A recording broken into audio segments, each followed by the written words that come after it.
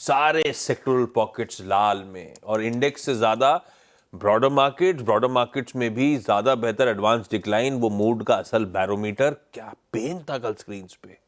1:10 का रेशियो था डिक्लाइंस के फेवर में।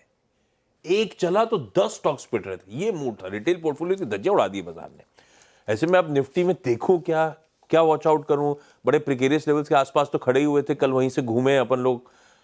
अप्रोच क्या रखा जाए? बिल्कुल, देखिए कल जो अप्रोच थी कि जहाँ पे भी हल्का सा ये अपटिक फेल हो वहाँ पे सेल करें, भेज दे। पैसा बनेगा। और कल क्लोजिंग में मैंने एक व्यू लिया था आशीष कि शॉर्ट पोजीशन को समेट कर जाएं, क्योंकि मार्केट में आपको इंट्राडे में अच्छा मौका मिल रहा है, तो शॉर्ट पोजीशन का रिस्क कैरी क्यों करना आपको अगर कोई गैप अप हो गया तो। अब देखिए एक और गैप अप हो रहा है। पहले सपोर्ट की बात कर लेते हैं, क्योंकि वो आई थिंक ज़्यादा ज़रूरी है। 22,950 से 23,000 कल का लो, जहाँ से हम थोड़ा सा एक क्वेश्चन लेकर बंद हुए। और उसके बाद सबसे इंपॉर्टेंट सपोर्ट है वो 22,780 से 22,850। वो नहीं टूटना चाहिए जो हाल का लो है, वरना दिक्कत बढ़ेगी। अगर ये मार्केट चली तो पहले आपको रेजिस्टेंस मिलेगी 23,150 से 23,250 पर, छोटी रेजिस्टेंस है वो। अगर उसको क्रॉस कर लिया आपने तो बड़ी रेजिस्टेंस मिलेगी 23,300 से 23,400, जहाँ पर कल का हाई प्लेस है 23,390। मेरी अप्रोच आज भी वही है जो कल थी। मार्केट में जहां गैप अप फेल हो वेट करें, जहां मार्केट में गैप अप फेल हो वहां दिन के हाई से और 50-60 पॉइंट जोड़कर एक शॉर्ट ट्रेड लें।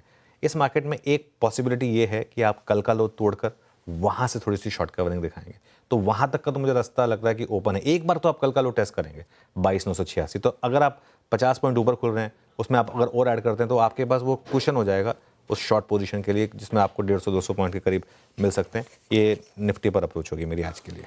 बाकी लाइव सेशन में अगर मार्केट ने कुछ और साइन दिया तो उसको हम फिर उस हिसाब से अप्रोच करेंगे। ना, बिल्कुल ठीक है।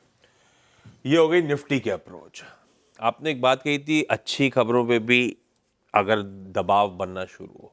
निफ्टी बैंक के लिए रह रहे के सब पॉजिटिव अपडेट्स, इवन वो लिक्विडिटी इंजेक्शन का अच्छा update. Mood across the board बिगड़ा हुआ था, तो बेचारे ये भी क्या खड़े रहते। कैसा लग रहा है निफ्टी बैंक आप? बहुत कमज़ोर। और निफ्टी बैंक में एक और चीज़ बताऊँ मैं आपको, निफ्टी बैंक अगर आप एक लॉन्ग टर्म चार्ट देखेंगे ना, ये 3-4 बार हुआ है जिसमें हमको लगा कि अब निफ्टी बैंक एक शेड बेटर हो रहा है।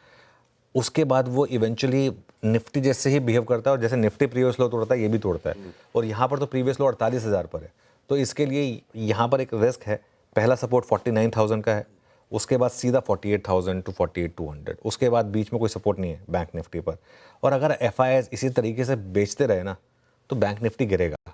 फिर आप चाहे जो मर्जी कह लें, वैल्यू है HDFC बैंक में, वैल्यू है ICICI बैंक में, कुछ हद तक एक कोटक ने बचा के रखा था बैंक निफ्टी को। कल कोटक भी गिर गया था।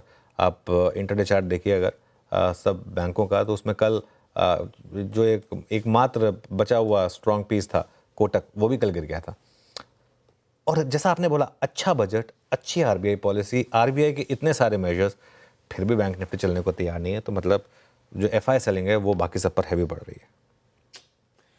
ये कहानी है भाई साहब निफ्टी की, निफ्टी बैंक की। कंटिन्यूस सेशन में जुड़े रहिएगा। इन स्क्रीन्स वॉच आउट करते हुए फ्रेश रीचेक करेंगे रणनीति में अगर ज़रूरत पड़ी तो। ये हैं लेवल्स जो आपको वॉच आउट करने हैं।